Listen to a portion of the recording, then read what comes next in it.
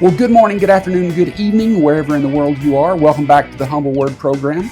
My name is Anthony, and we are looking at Ephesians chapter 4 again. We're almost done with it. As a matter of fact, we might be done with it today. We'll see how it goes. And we'll start in chapter 5 either tomorrow or the day after.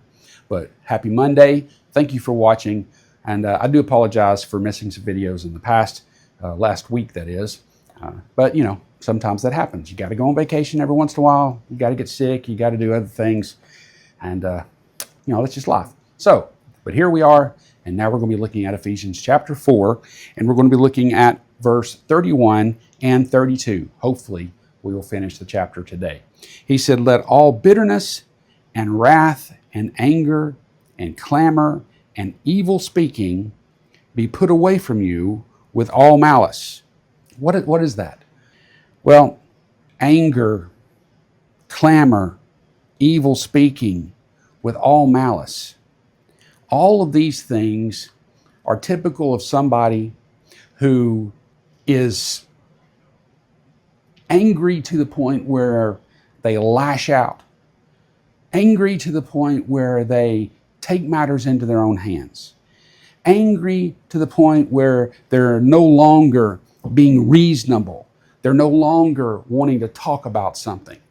They get loud about it. And as a matter of fact, they blaspheme. Yes, blaspheme. As a matter of fact, the word here that is translated evil speaking, let evil speaking be put away from you, is the word blasphema, and which is the word we get blaspheme from. And it means to essentially attempt to destroy one's character. So a word that we might use today to translate blasphema is slander. Slander is a crime.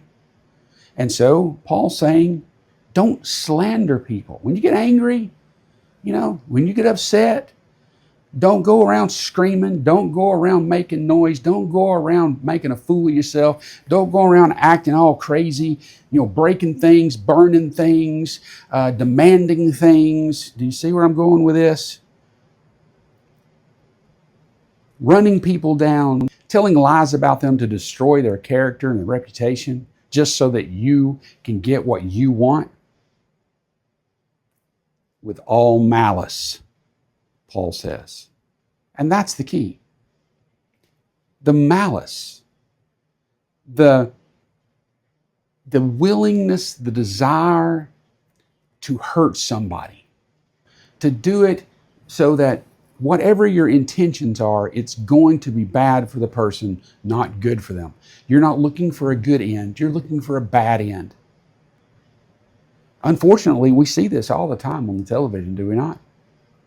We see it on our iPhone, iPad, cell phones, whatever. You know, we see people going overboard with all their anger and clamor and evil speaking and malice. So what is the remedy to it? The last verse. Paul says, "Be ye kind.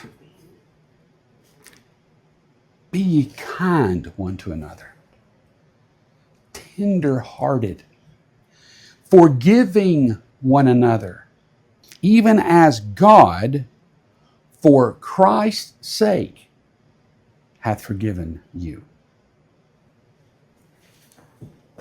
As I have said so many times, you know how we could end all the rioting, all of the protests, all of the bickering, the fighting, the bigotry. You know how we could end so much of that?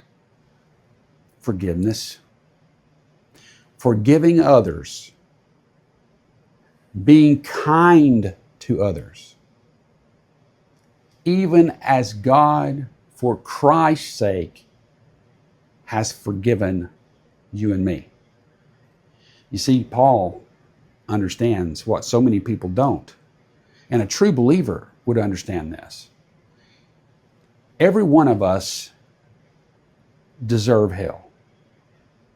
Every one of us deserve the judgment of God, but it is only because of what Christ did on Calvary that God is able and willing to show us mercy, to show us grace, to forgive us, and to be kind and tender-hearted to us. The God who could judge us and zap us into hell at any moment does not do that because his heart breaks for us. He wants a relationship with us.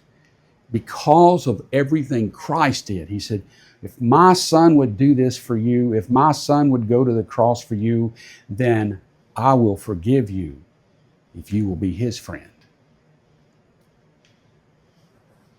When we consider you, me, when we consider what Jesus has done for us, what God has done for us, how kind he is to us,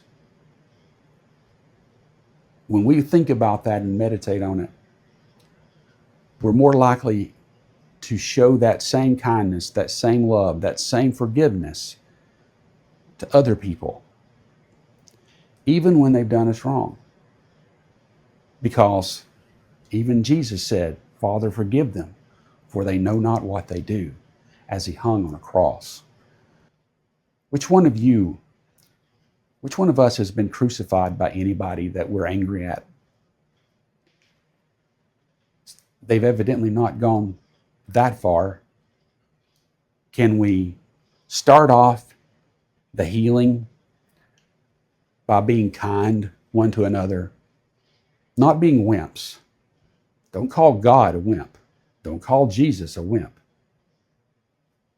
Be kind one to another because God is kind to us. The world would be a different place, wouldn't it? Well, I don't know how long I've gone, but I hope you benefited from this, and God bless you.